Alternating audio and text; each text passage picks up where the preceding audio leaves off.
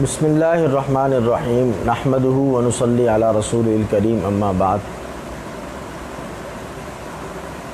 ہم جس ماحول میں اور جس انوائرمنٹ میں رہتے ہیں، ہر دوسرے شخص کو ڈپریشن ہے، ہر آدمی ڈپریسڈ ہے، انزائٹی کا مرض ہے، بے چینی ہے، گھبراہٹ ہے اور طرح طرح کے مسائل کا شکار ہے۔ کچھ خود ساختہ ہیں، کچھ انسان کو مستقل ہوتے ہیں کچھ مسائل جس کی وجہ سے وہ ان پریشانیوں میں اور ڈپریشن میں رہتا ہے۔ حالانکہ اگر دیکھا جائے تو قرآن مجید نے اس کا بہترین حل دیا ہے کہ آدمی ڈپریشن سے نکل سکتا ہے، انزائٹی سے نکل سکتا ہے۔ اللہ تعالیٰ نے قرآن مجید میں فرمایا وَعَلَى اللَّهِ فَلْيَتَوَكَّلِ الْمُؤْمِنُونَ۔ اسی طریقے سے اللہ تعالیٰ یعنی اس کا ترجمہ یہ ہے کہ اللہ تعالیٰ پر یقین رکھتے ہیں، توکل کرتے ہیں مومن۔ دوسری جگہ فرمایا وَعَلَى اللَّهِ فَلْيَتَوَكَّلِ الْمُؤْمِنُونَ۔ دوسری جگہ فرمایا وَمَن يَتَّقِ اللَّهَ يَجْعَل لَّهُ مَخْرَجًا، کہ جو آدمی اللہ سے ڈرتا ہے اللہ تعالیٰ اس کے لیے اخراج کی صورتیں نکالتا ہے۔ تو اس کا مطلب یہ ہوا کہ ہر انسان کو توکل کرنا چاہیے۔ توکل کا مطلب ہے بھروسہ، یقین۔ انسان کے اوپر اللہ تعالیٰ پر بھروسہ اور یقین ہونا چاہیے کہ میں جو کام کر رہا ہوں تو اللہ تعالیٰ اس میں میرا ساتھ دے گا۔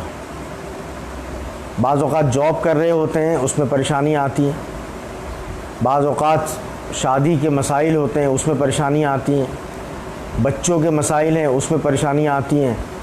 تو ہم سب کا توکل اور یقین جو ہے وہ کم ہوتا جا رہا ہے۔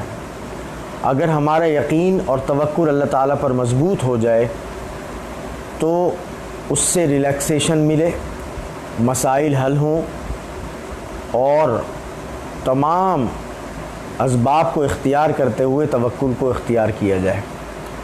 اس کے لیے دو مجرب عمل جو کہ قرآن و حدیث سے ہمیں ملتے ہیں، وہ اگر انسان اپنی زندگیوں میں شامل کر لے تو اس کے تمام مسائل حل ہو سکتے ہیں۔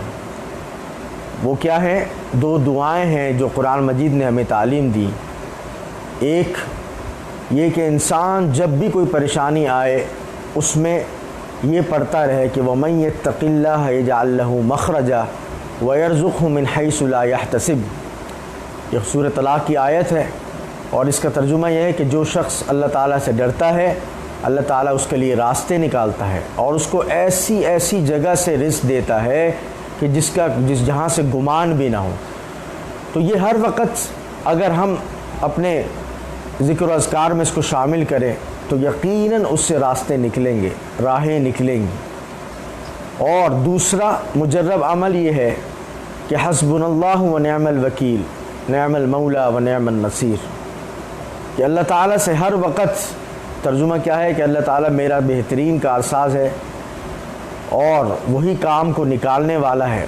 تو اگر ہم اپنی زندگیوں میں اس کو شامل کر لیں، کہیں راستے میں جا رہے ہیں تو یہ پڑھتے ہوئے چلے جائیں، رات کو سونے سے پہلے پڑھ لیں، کوئی مسئلہ ہے درپیش اس سے پہلے پڑھ لیں۔ تو دو، ایک آیت یہ ہے کہ وَمَن يَتَّقِ اللَّهَ يَجْعَل لَّهُ مَخْرَجًا وَيَرْزُقْهُ مِنْ حَيْثُ لَا يَحْتَسِبُ، اور دوسری حسبنا اللہ ونعم الوکیل نعم المولا ونعم النصیر۔ حضرت ابراہیم علیہ السلام کا واقعہ سب کو پتہ ہوگا کہ جس وقت نمرود نے ان کو آگ میں ڈالا تو آپ نے یہ آیت پڑھی کہ حسبنا اللہ ونعم الوکیل نعم المولا ونعم النصیر۔ تو گویا یہ مجرب عمل ہے اور یہ توکل ہے اور یقین ہے کہ اللہ تعالیٰ ان سے نکال دے گا اور اللہ تعالیٰ نے ان کو نکالا۔ تو جو شخص یقین اور توکل کر رکھتا ہے اللہ تعالیٰ پر، اللہ تعالیٰ اس کے تمام مسائل کو حل فرماتا ہے۔